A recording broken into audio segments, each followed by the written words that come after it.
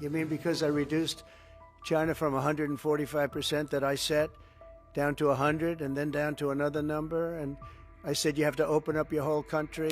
They were doing no business whatsoever, and they were having a lot of problems. We were very nice to China. I don't know if they're going to be nice to us, but we were very nice to China.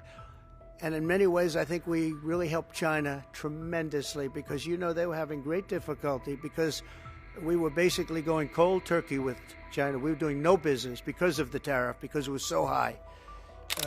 It's called negotiation. You set a number. And if you go down, you know, if I set a number at a ridiculous high number and I go down a little bit, you know, a little bit, they want me to hold that number, 145% tariff. There are no winners in tariff wars or trade wars. Bullying or hegemonism only leads to self-isolation. China and the LAC countries are important members of the Global South. Independence and autonomy are our glorious tradition. Development and revitalization are our inherent right. And fairness and justice are our common pursuit. Tensions are flaring again between the U.S. and China as both sides accuse each other of breaching a recent trade truce. China refuted Washington's claims that it had broken the Geneva trade agreement, instead accusing the U.S. of breaching the deal terms. The Chinese Commerce Ministry said Washington has seriously violated the May agreement reached during the Geneva talks. The ministry also cited a breach of consensus from a January phone call between President Xi Jinping and U.S. President Donald Trump. Beijing fumed at new U.S. restrictions on chip design software and student visas, calling them a violation of trust. China said that the U.S. moves on semiconductors and education severely undermine the trade agreement reached during talks in Geneva. A Commerce Ministry spokesperson reportedly said that China would take resolute action if the U.S. continues hurting Chinese interests.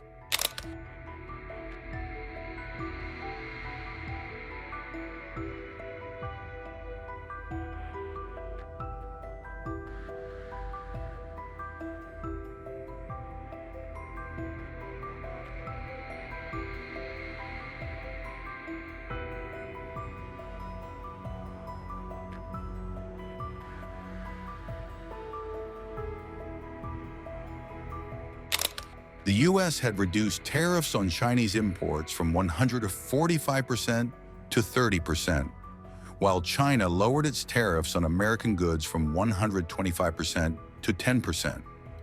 However, the U.S. recently expanded export controls on AI chip technology and banned sales of chip design tools to Chinese firms. This comes after U.S. President Donald Trump accused China of totally violating its agreement with us, without offering details on what exactly changed. Mr. President, Wall Street analysts have coined a new term called the taco trade. They're saying Trump always chickens out on your tariff threats, and that's why markets are higher this week. What's your response to that? I kick out? Chicken out. Oh, isn't that nice? Chicken out. I've never heard that. You mean because I reduced China from 145% that I set down to 100 and then down to another number? And I said you have to open up your whole country, and because I gave the European Union a 50% tax tariff, and they called up and they said, please, let's meet right now. Please, let's meet right now. And I said, okay, I'll give you till July 9. I actually asked them, I said, what's the date? Because they weren't willing to meet. And after I did what I did, they said, we'll meet anytime you want. And we have an end date of July 9th. You call that chickening out? Because we have $14 trillion now invested, committed to investing when Biden didn't have practically anything. This country was dying. You know, we have the hottest country anywhere in the world. I went to Saudi Arabia. The king told me. He said, you got the hottest we have the hottest country in the world right now. 6 months ago, this country was stone cold dead. We had a dead country. We had a country people didn't think it was going to survive, and you ask a nasty question like that. It's called negotiation. You set a number. And if you go down, if I set a number at a ridiculous high number and I go down a little bit, a little bit, they want me to hold that number, 145% tariff. Even I said, man, that really got up. You know how it got? Because of fentanyl and many other things, and you added it up. I said, where are we now? We're at 145%. I said, whoa, that's high. That's high. They were doing no business whatsoever, and they were having a lot of problems. We were very nice to China. I don't know if they're going to be nice to us, but we were very nice to China. And in many ways, I think we really helped China tremendously because, they were having great difficulty because we were basically going cold turkey with China. We were doing no business because of the tariff, because it was so high. But I knew that. But don't ever say what you said. That's a nasty question. There are no winners in tariff wars or trade wars. Bullying or hegemonism only leads to self-isolation. China will work with LAC countries to implement the Global Development Initiative. We will resolutely uphold the multilateral trading system, ensure stable, unimpeded global industrial and supply chains, and promote an international environment of openness and cooperation. We should foster greater synergy between our development strategies, expand high-quality Belt and Road cooperation, and bolster cooperation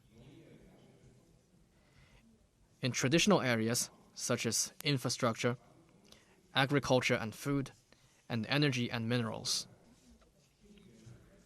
We should expand cooperation in emerging areas such as clean energy, 5G telecommunications, the digital economy, and artificial intelligence,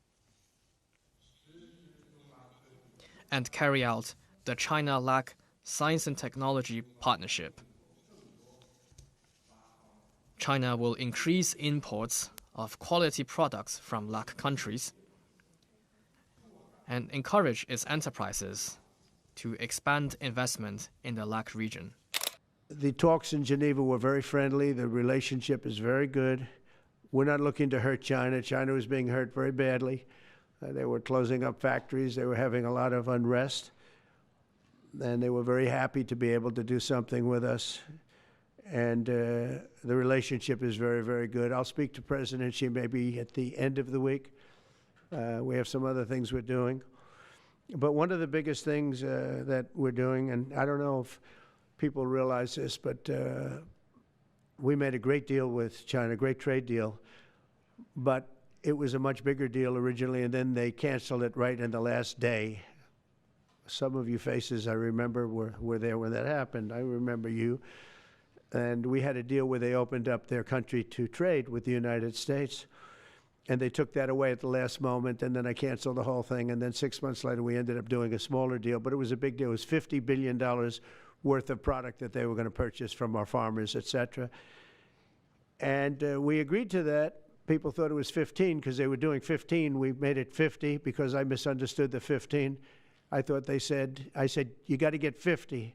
Because when I asked, if you remember the story, when I asked, what are we doing with them? My Secretary of Agriculture at the time, Sonny Perdue, said, sir, it's about 15 billion and we're asking for 15. And I thought he said 50.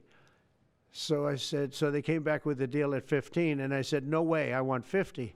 Because you said 50. They said, sir, we didn't say that. Anyway, bottom line, I said, go back and ask for 50, and they gave us 50. And they were honoring the deal. And we would call them up a lot for the corn and for the wheat and for everything. They were honoring the deal. And then when Biden got in, they no longer honored the deal. There was nobody to call.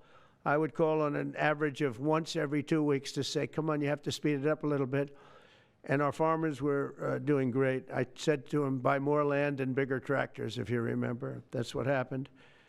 But the deal was a very good deal. But the best part of the deal was that we opened up China. China agreed to open itself up to American business to go in. And it would have been a great thing, I think, for China. They would be able to see things that they haven't seen. They would be able to buy products that they had never been able to buy. Would have been great for American business. I think it would have brought unity between China, better unity between China and the United States.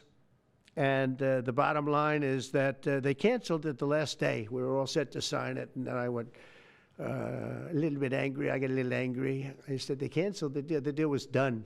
It was all ready to be signed, and people went over. They came back to me, sir, they don't want to sign the opening up China. Well, the biggest thing that we're discussing is the opening up China, and they've agreed to do that, but it's going to take a while to paper it. You know, that's not the easiest thing to paper.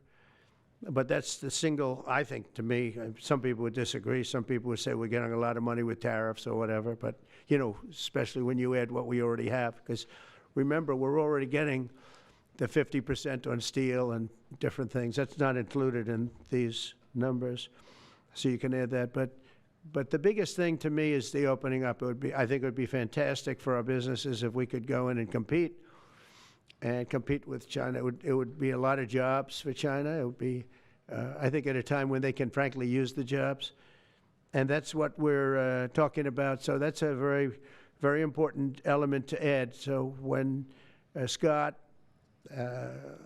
I watched him speak the other day, and I think he didn't want to say it, but I said, it's okay to say it. Look, if we don't get it, we don't get it. But if we don't get it, it won't be a positive thing.